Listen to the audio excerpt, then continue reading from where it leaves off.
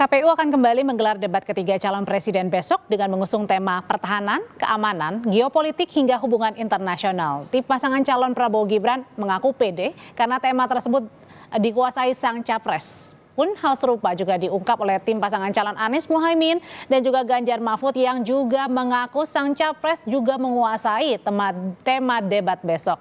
Lalu sejauh mana persiapan dan kesiapan dari masing-masing calon presiden memaparkan visi misi di debat besok? Kita ulas sore ini bersama sejumlah narasumber yang sudah bergabung di Kompas Petang. Sudah ada pengamat militer Anton Aliabas yang sudah bergabung bersama saya. Sore Mas Anton. Sore Mbak Audrey. Ada juga juru bicara Timnas Amin Muhammad Farhan. Mas Farhan, selamat sore. Selamat sore, Assalamualaikum. Waalaikumsalam, ada juga juru bicara TKN Prabowo Gibran, Bang Daniel Anzar Simanjuntak. Bang Daniel, sore. Dan juga kita masih menunggu bergabungnya juru bicara TPN Ganjar Mahfud yang akan juga segera bergabung. Ada Mas Ahmad Baidowi yang tentunya sudah mengonfirmasi untuk bergabung ya. Dan tentunya masih kami coba juga hubungi sampai dengan sekarang. Saya mau ke Mas Anton dulu. Mas Anton, untuk tema debat besok ini kan bisa dibilang agak berat ya buat publik ya. Tentang pertahanan, keamanan, geopolitik, hubungan internasional. Tapi sebenarnya apa sih yang diharapkan oleh publik supaya publik ini mengerti tentang tema debat besok yang dipaparkan masing-masing paslon? Betul, Mbak Audrey. Tema ini banyak yang menganggap bahwa ini tema elitis, tema sangat Jakarta. Kenapa? Karena memang ini adalah kewenangan pusat ya, ketika kita bicara tentang pertahanan, keamanan, hubungan luar negeri itu semua pusat gitu. Jadi ini yang tidak didesentralisasi gitu. Itu satu. Kedua, nggak heran kalau kita ngeliat panelisnya semuanya dari Jawa semuanya, dari Pulau Jawa, nggak ada yang dari luar Jawa. Beda dengan itu. Jadi ini setidaknya memberi indikasi juga nih, apakah memang KPU sampai kesulitan nggak ada pakar-pakar di luar Jawa yang mengerti itu. Gitu. Dan ketiga, memang selalu ada perdebatan ya, ada perdebatan dalam konteks akademik itu namanya butter and gun. Gak heran tadi kalau kita lihat bagaimana Caimin mencoba mempertanyakan, kok kita lagi nggak ada perang, tapi kok harus kita ngutang beli alutsista gitu ya. Ini nalar-nalar kayak gini memang bisa tidak hanya di Indonesia, sebenarnya dimanapun juga itu selalu menjadi diskusi mana harus kita dahulukan, kesejahteraan atau pertahanan. Kenapa? Karena apakah misalnya hari ini kita tidak diserang oleh musuh itu artinya kita sudah berhasil membangun kekuatan pertahanan, sehingga itu nanti bisa diklaim oleh Mas Daniel misalnya. Gitu. Jadi ya, tapi di sisi lain anggaran pertahanan itu pasti besar. Kenapa? Karena kita ada ketertinggalan, kita butuh dana yang besar. Karena dana yang besar, maka dana besar itu harus dipertanggungjawabkan.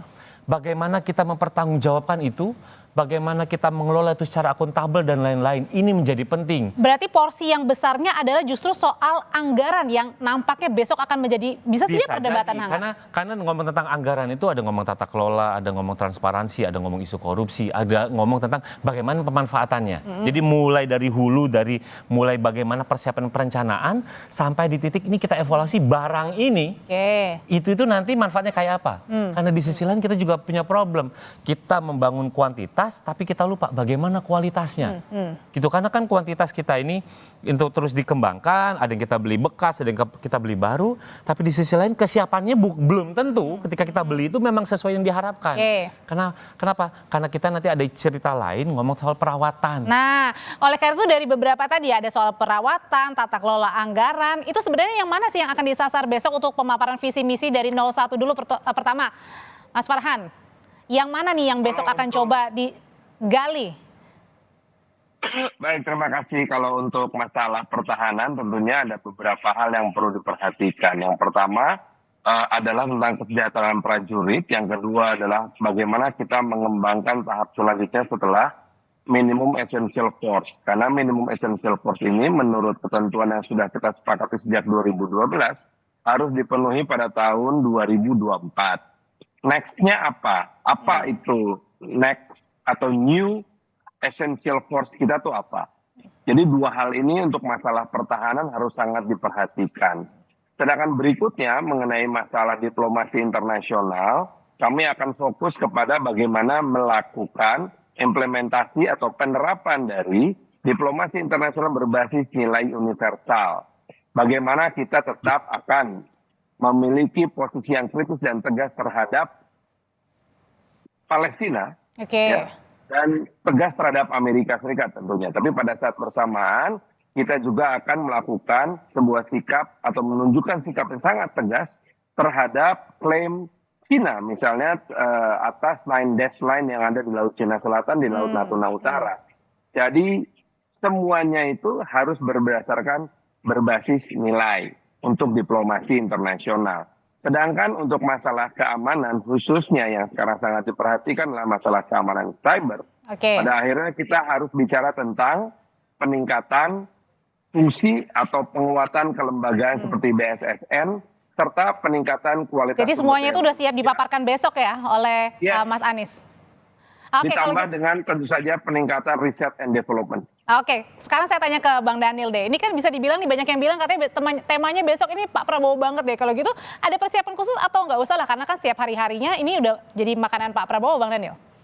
Ya, persiapan tetap ada ya. Pak Prabowo tetap mendengarkan masukan dari stakeholder pertahanan dan juga para pengamat untuk memperkaya perspektif beliau, karena semakin banyak masukan tentu itu memperkaya perspektif gitu. Itu pertama, Mbak Audrey. Kemudian yang kedua, Mbak Audrey, kalau isu pertahanan, kemudian diplomasi luar negeri, kemudian geopolitik dan geostrategis, ini kan udah embedded nih dengan Pak Prabowo. Selain memang sepanjang karir beliau itu memang bekerja di dunia militer dan pertahanan, tentu apa yang akan disampaikan Pak Prabowo bukan hanya terkait dengan konsepsi, teori, tapi juga terkait dengan apa yang sudah dilakukan dan secara detail kemudian sudah dipahami dengan baik oleh Pak Prabowo. Jadi ini Pak Prabowo besok tentu akan berbagi gagasan, berbagi konsepsi, tapi juga berbagi pengalaman dan pengetahuan yang selama ini beliau peroleh dari pengalaman menjadi Menteri Pertahanan dan juga perwira tinggi militer. Oke, jadi sudah makanan sehari-hari tapi juga terima masukan begitu ya dari berbagai pihak untuk debat besok. Kalau dari Capres nomor urut 3 nih Bang Patria, Mas Ganjar, persiapannya apa dan apa fokusnya untuk besok? Persiapannya ini berbicara dengan para pakar-pakar yang memang sudah sangat ahli di bidang itu, seperti Mas Andi Wijayanto, Pak Andika Perkasa yang kita tahu sudah sangat sebagai mantan Panglima TNI sudah misal pertahanan, tetapi istimewanya Pak Ganjar ini, beliau juga sudah berbicara dengan rakyat biasa untuk kemudian nanti bagaimana topik debat yang terkesan sangat tinggi ini bisa akan dihubungkan dengan kehidupan masyarakat pada umumnya. Ini memang salah satu ciri khas dan keunggulan Pak Ganjar dibandingin paslon-paslon lainnya. Jadi artinya lebih ke komunikasinya ya, mengkomunikasikan bahasa-bahasa yang sederhana yang mungkin bisa sulit gitu ya, karena temanya berat gitu ya. Dan komunikasi, perlu diingat bahwa Pak Ganjar ini sejak masih SMA dan kuliah ini sudah mulai membaca buku-bukunya Bung Karno. Dan kalau orang yang sudah mempelajari bukunya Bung Karno, pasti salah satunya adalah soal geopolitik. Bagaimana kepentingan nasional itu bisa tumbuh di taman internasionalisme kalau bahasanya Bung Karno. Intinya adalah kalau Indonesia mau unggul tentu dunianya ini harus damai. Oke, saya kembali ke Bang Daniel. Bang Daniel, ini kan Pak Prabowo latar belakangnya militer banget gitu ya. Dan kemudian sekarang juga menjabat sebagai Menhan. Nah, kemungkinan akan diserang terkait dengan kebijakan Pak Prabowo sebagai Menhan sudah dipersiapkan betul? Ya, itu kita sangat mahfum ya, karena Pak Prabowo sudah bekerja, orang yang sudah dan sedang bekerja pasti adalah objek kritik. Jadi kita sangat paham dan tentu ini menjadi kelebihan Pak Prabowo karena beliau sudah melangkah sangat jauh dibandingkan dengan capres-capres yang lain, karena Pak Prabowo ya tidak sekedar bicara tentang konsepsi atau rencana beliau, tapi istilahnya itu a billion step began with one step. Pak Prabowo ini sudah 10 step di depan capres yang lain. Tapi kalau dari Mas Farhan sendiri, dari kalau 01 nih, Mas Anies biasa kira-kira lebih akan memaparkan visi misi atau justru kebanyakan taktik menyerang nih? Karena sebelumnya Caimin aja udah bilang udah menyinggung soal utang belanja alutsista. Dalam sebuah perdebatan tentu melakukan sebuah ofensif hal yang wajar tentunya. Tetapi yang paling penting adalah sebetulnya bagaimana masyarakat itu bisa mengerti betul apa yang akan disampaikan oleh sang capres ini. Tentu saja kalau bicara soal pengalaman, Pak Prabowo kelihatannya unggul. Bicara soal identitas kerakyatan, tentu Pak Ganjar unggul karena berasal dari partai yang katanya partai wong cilik. Tetapi Anies Baswedan ini adalah seorang akademisi. Akademisi itu artinya nggak cuma seorang peneliti, tapi dia juga seorang politisi, seorang pemimpin, dan juga seorang dosen. Nah, jadi bisa Anda bayangkan nanti apa saja narasi-narasi yang akan diangkat oleh Pak Anies Baswedan. Dan perlu diingat, Pak Anies Baswedan ini satu-satunya calon presiden yang berani keliling Indonesia menerima tantangan pertanyaan dari para mahasiswa yang tajam-tajam. Jadi siap-siap aja kita adu tajam besok. Oke, siap-siap ofensif ya. Kalau dari 03 sendiri, Bang Patria sama juga akan menyerang. Ini taktiknya besok, salah satunya Mas Andi juga kemarin sempat soroti ya. Kalau Mas Ganjar ini akan nantinya akan memberikan alutsista ini, alutsista yang baru tanpa utang. Jadi gini, kalau sifatnya serang menyerang, agresif dan segala macam, terus kemudian kita mau bicara dunia yang damai itu jadi kontradiktif ya.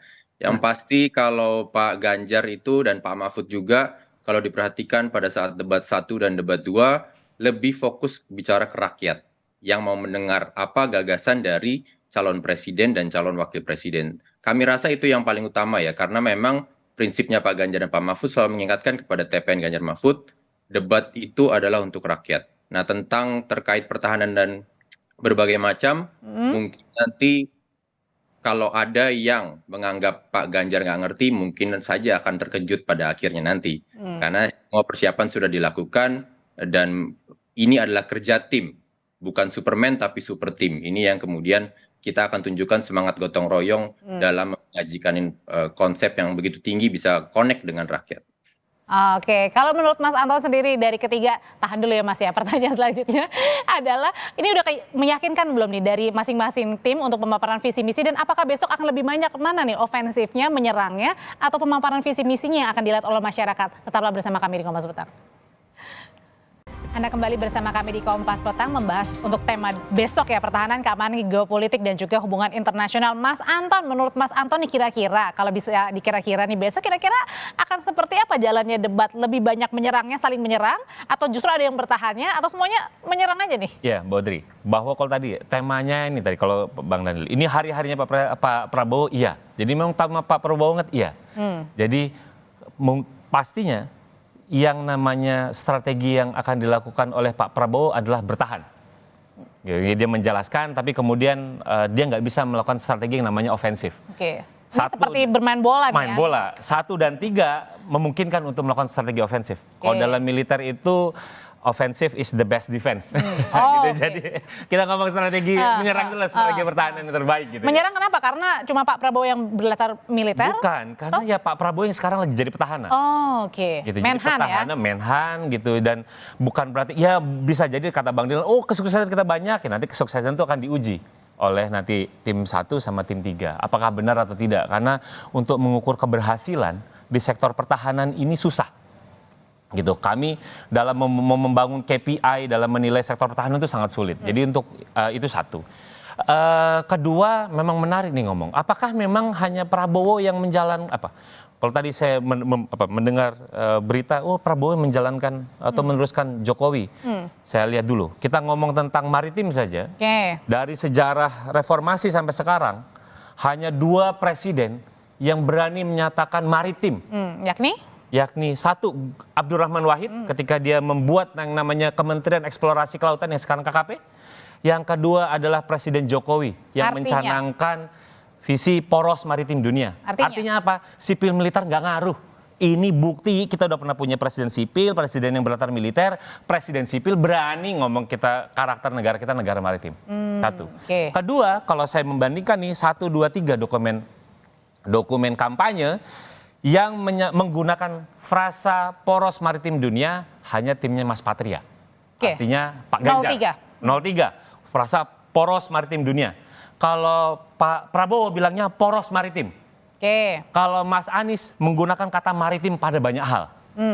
Jadi kalau saya bilang, ini siapa yang mau melanjutkan poros maritim dunia? Ya dengan mudah kalau saya cuma search ini, oh ini Pak Ganjar nih, gitu ya. Artinya apa? Artinya akan ada banyak perdebatan. Tapi saya pikir penting untuk kita bicarakan. Ada banyak hal sebenarnya di luar dari kita bicara tentang alutsista dan lain-lain. Pertama tadi kita ngomong tentang kesejahteraan. Ini kesejahteraan kayak apa? Nanti Mas Daniel mungkin nanti besok Pak Prabowo akan bilang, kita sudah membangun kesejahteraan. Oke, simple. Proposal untuk perbaikan kesejahteraan kayak apa? Ngomong tentang gajinya apa? Kalau naik ya ASN juga naik. Oke, tahan dulu di situ sampai kesejahteraan dan juga tadi tentang tambah satu lagi. Oke. Simple, kalau misalnya nggak itu Tukin. Oke, Tukin, apakah Pak Prabowo sudah pernah menyatakan mendorong Tukin 100% atau belum?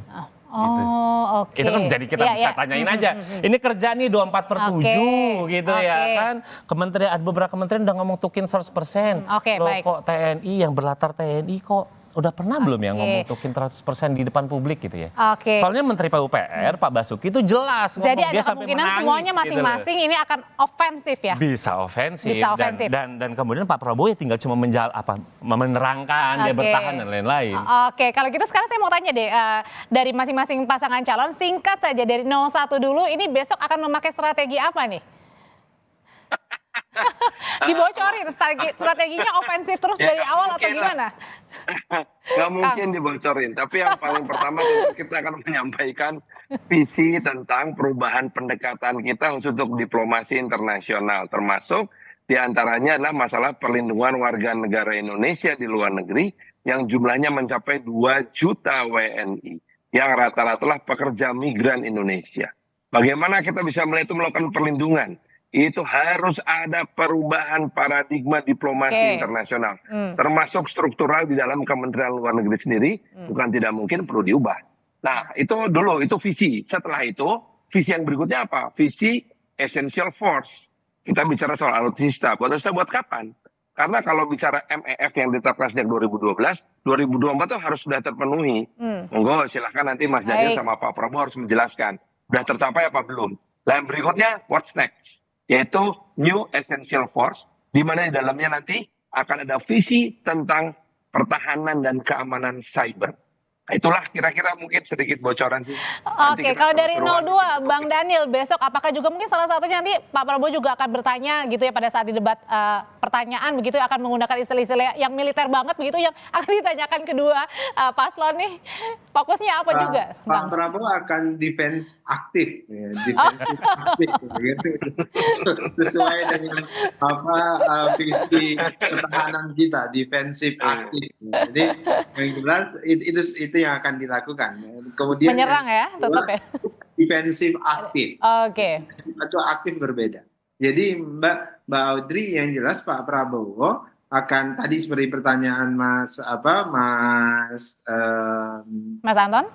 Anton tadi, ya jelas Pak Prabowo sejak awal menyebutkan kita berkomitmen mendorong dan melahirkan kebijakan kesejahteraan terhadap prajurit. Jadi kenaikan gaji, Tukin itu sudah ada di visi misi dan program Pak Prabowo. Bukan hanya prajurit, itu juga kepolisian, hakim dan sebagainya. Itu menjadi perhatian Pak Prabowo. Kemudian kedua tentu terkait dengan SDM. Hari ini salah satu yang sangat masif di program Kementerian Pertahanan itu adalah meninggikan SDM prajurit dan perwira. Kita sekarang punya banyak perwira yang ditebar di banyak sekolah militer di dunia. Selain untuk meninggikan kualitas SDM perwira, tapi juga digunakan sebagai alat diplomasi pertahanan. Pun demikian dengan beberapa perwira dari beberapa negara yang ikut bersekolah di akademi militer kita di Indonesia. Kemudian yang ketiga juga yang menjadi tidak kalah penting yang harus saya mention hari ini itu adalah terkait dengan sikap terang kita mendukung Palestina. Jadi Pak Prabowo dan Mas Gibran akan pastikan mendirikan kedutaan besar Indonesia di Palestina. Ini sebagai upaya deklaratif bahwasannya kita ingin berdiri terang melawan penjajahan dan mendukung terus upaya diplomasi perdamaian. Kira-kira begitu, Mbak. Kalau dari 03, Bang Patria, pakai yang mana? Tadi 02 bilangnya defense aktif ya?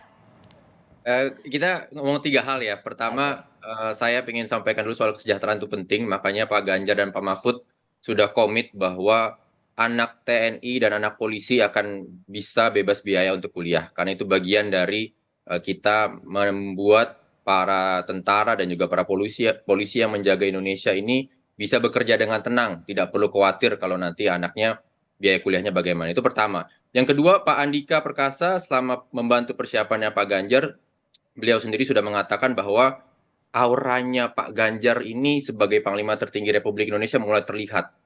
Dan ini nanti kita harapkan akan terlihat pada saat debat besok. Dan yang ketiga, yang paling penting sebenarnya juga adalah ini adalah soal mengajukan gagasan bagaimana posisi Indonesia atau positioning Indonesia menjadi negara yang bisa menjalankan benar-benar namanya bebas aktif di dunia. Nah, untuk bisa menjalankan bebas aktif di dunia ini berarti positioningnya harus kuat, harus dihormati, harus disegani, harus Oke. mau bisa membuat supaya dunia mendengar agar kita kembali lagi kepada Oke. yang damai. Oke, kita sudah dengarkan kisi-kisi dari tim ses, tapi besok kita dengarkan bersama ya dari masing-masing calon presiden 1, 2, dan juga 3. Terima kasih Mas Anton, terima Sama-sama. kasih Mas Farhan, terima kasih Bang Daniel, Bang Patria, terima kasih, sehat selalu semuanya. Mas Anton. Salam, assalamualaikum.